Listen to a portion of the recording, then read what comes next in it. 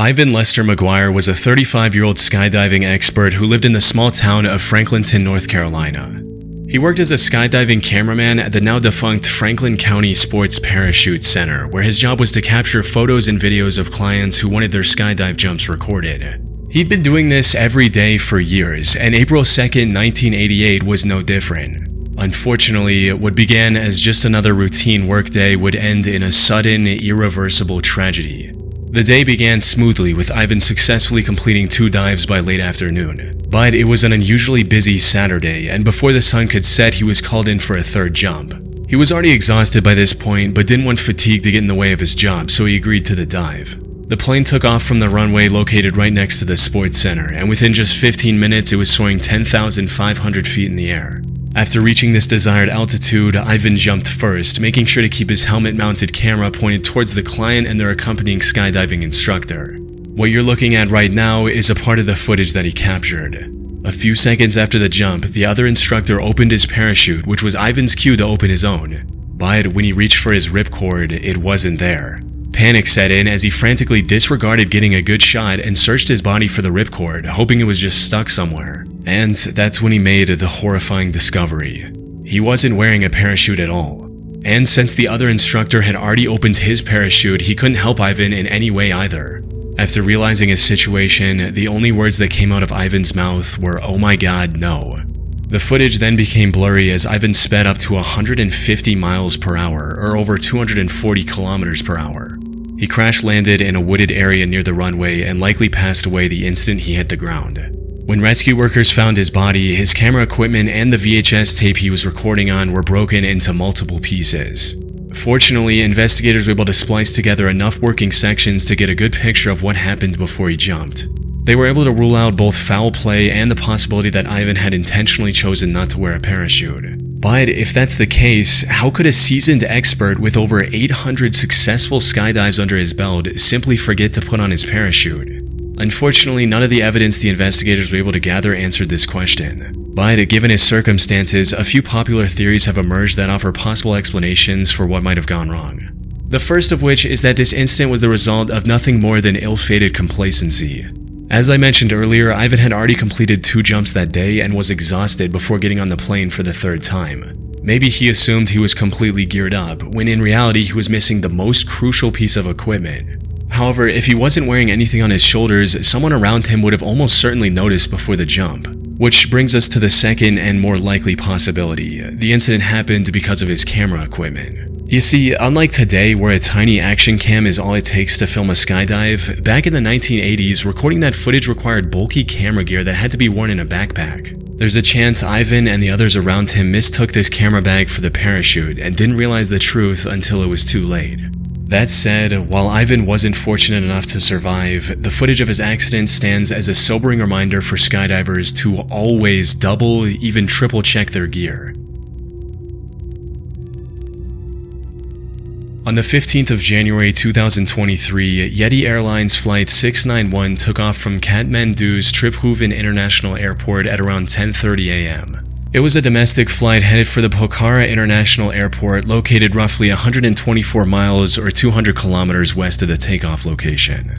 Things started off just as everyone hoped, with the plane taking off, climbing, cruising, and even descending without any issues. And as it was about to land at the Pokhara airport, one of the passengers started live streaming on Facebook from within the cabin. This passenger was a 25-year-old Indian man named Sanu Jaiswal.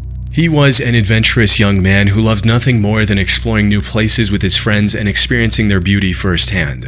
This time he had traveled to Nepal as a tourist with 3 of his close friends, and after enjoying Kathmandu to its fullest, the 4 of them were headed to Pokhara to experience paragliding. He was excited for the upcoming adventure and wanted to share this moment with his entire social circle, which is why he started streaming. What none of his viewers knew, however, was that this was going to be the last time they would see Sanu alive. Because just a minute after he started streaming, the situation took a terrifying turn as the camera became disoriented and the laughter turned to screaming.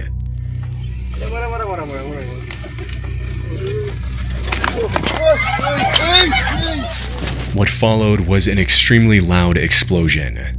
Somehow, the phone stayed intact and continued streaming everything to Sanu's friends and family. But all they could see at this point was nothing short of horrific, with the entire camera feed getting covered in raging flames, and worst of all, the screaming suddenly coming to a halt.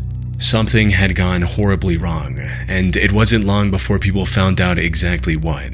Flight 691 had somehow crashed into the riverbank a few hundred meters away from the airport. The crash also caused the remaining fuel to ignite, so by the time the rescue workers arrived on the scene, there was nothing left. The crash and the resulting fire had taken the lives of the 4 crew members and the 68 passengers.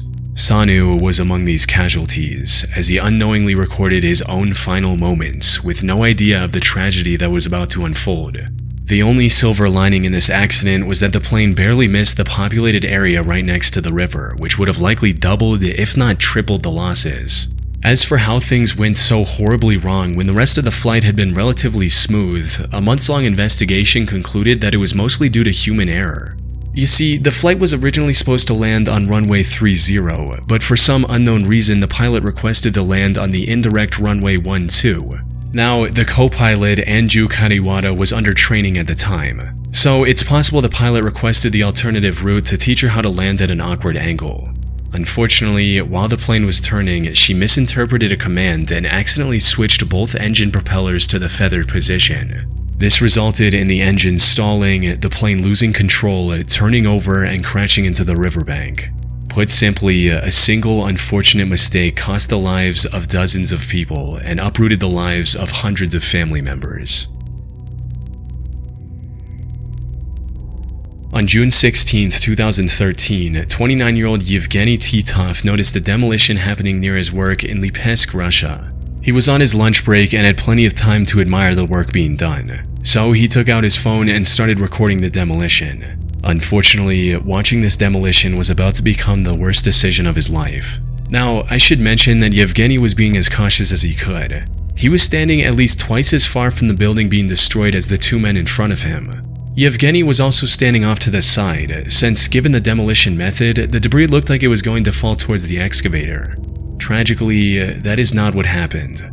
As the excavator pulled the wall beyond its tipping point, it didn't detach cleanly and rotated mid-air, sending massive bricks and other debris hurling toward Yevgeny. And while the men standing nearby were nearly missed, Yevgeny wasn't so lucky. He was thrown to the ground by flying debris, with the impact leaving him critically wounded while others rushed over to help. Paramedics were called and rushed him to the hospital. Sadly, it was too late. Yevgeny had suffered multiple complex fractures, damaged organs, and serious brain trauma. He passed away shortly after reaching the hospital, leaving his wife and 3-year-old daughter behind, all because he wanted to watch a building being demolished from what he believed was a safe distance. The company in charge of the demolition was charged with criminal negligence for failing to establish an effective perimeter around the worksite, with the video Yevgeny captured serving as a crucial piece of evidence. However, no legal penalty could rewind time or erase the damage that had already been done. 23-year-old Helen Wendy Nyabuto moved from Kenya to Canada on a 10-year study visa when she was just 20 years old. By 2022, she was close to completing her education while also working as a nurse and a personal support worker in the Toronto area. Things were going well for Helen, but things took a tragic turn in August of 2022 when a single accident wiped out everything she had worked so hard to build. She was hired as a personal support worker by someone living in the small town of Chatsworth, Ontario. She decided to rent a room in the only motel in Chatsworth to accommodate this job, and started living there. The place wasn't too shabby, but the thing that caught Helen's eye was the motel's outdoor swimming pool. So, on August 8, she found enough free time to go for a swim while also live streaming her experience on Facebook. She had the pool all to herself, and it was every bit as peaceful and relaxing as she'd hoped. However, just as she was starting to enjoy swimming, disaster struck. About 10 minutes after getting into the pool, she decided to swim toward the deep end. Unfortunately, just seconds after entering the deep end, she lost control and began drowning. She desperately called for help with the little air she had left. Tragically, there was no one to hear her. After struggling in the water for nearly a minute, Helen lost the fight and passed away just outside the range of her phone's camera, which continued streaming everything live on Facebook. Her last words stating, "Let me enjoy some water," took on a much darker meaning as her live viewers waited for someone to notice Helen. However, she remained unnoticed for nearly 3 hours until 2 other guests finally arrived at the pool and made the heartbreaking discovery while the live stream was still going. But these guests couldn't even believe what they were looking at first. Why is there just a dead person in the line? I know, that scared the when I got in. I think it's a poodle or something. That looks so realistic. I know. I got in and I was like, is it somebody? Walk over there. Just walk over there. Dead? Like, what if it's actually somebody dead? Because I'm not even trolling, that looks way too real.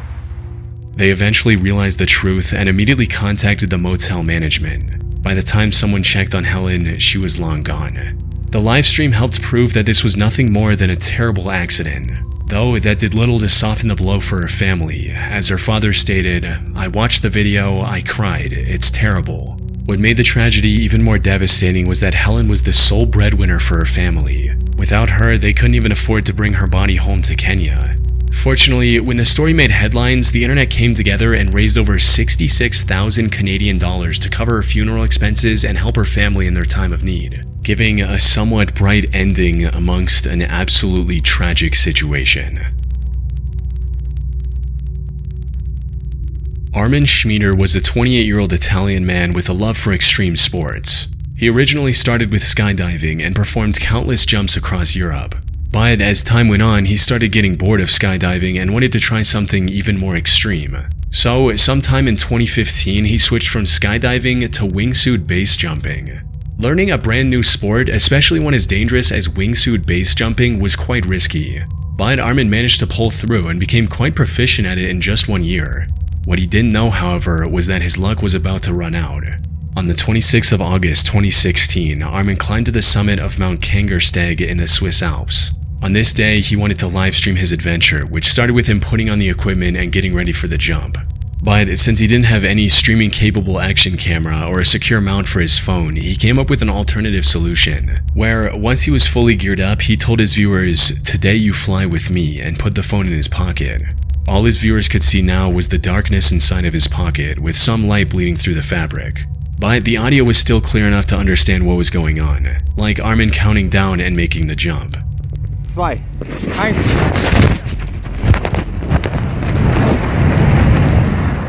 Things seemed to be going as expected. However, about 20 seconds after he made the jump, his phone captured the sounds of Armin screaming, crashing into the mountainside, and rapidly rolling down the steep terrain.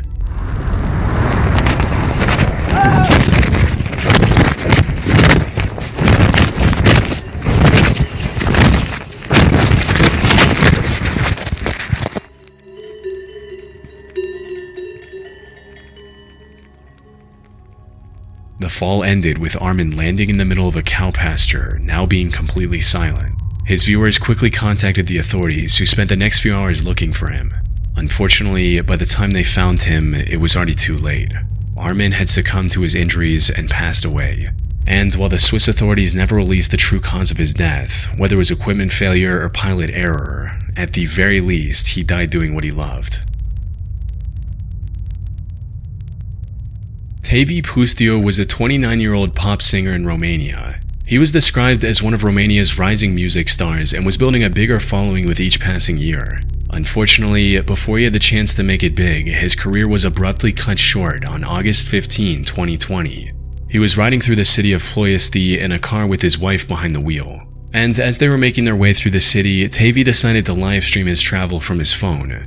This stream was just him smoking, listening to music, smiling, and having plain fun. But then, a few minutes into the stream, his wife stopped the car at a crossing of sorts. She looked both ways before driving forward, only for the stream to suddenly cut off, with Tevye screaming in horror being the last thing viewers witnessed.